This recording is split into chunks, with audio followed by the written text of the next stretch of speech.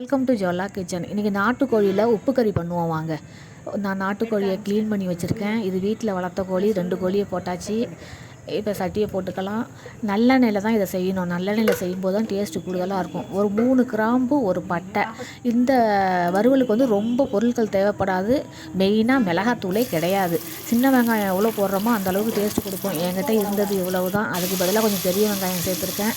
நல்லா இதை வதக்கிக்கலாம்.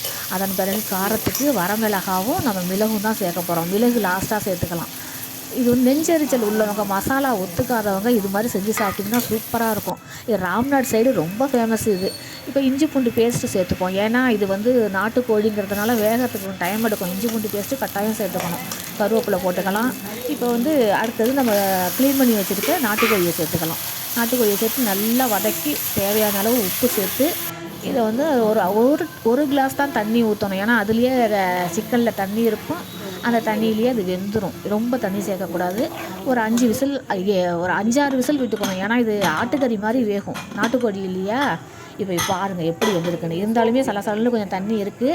இதை சோம்பு ஒரு 2 ஸ்பூனை இடித்து போட்டுக்கலாம். அடுத்தது நான் மிளகு 2 ஸ்பூன் வச்சுருக்கேன். 1-2 உடச்சி போட்டுக்கலாம். பவுடராக போடக்கூடாது.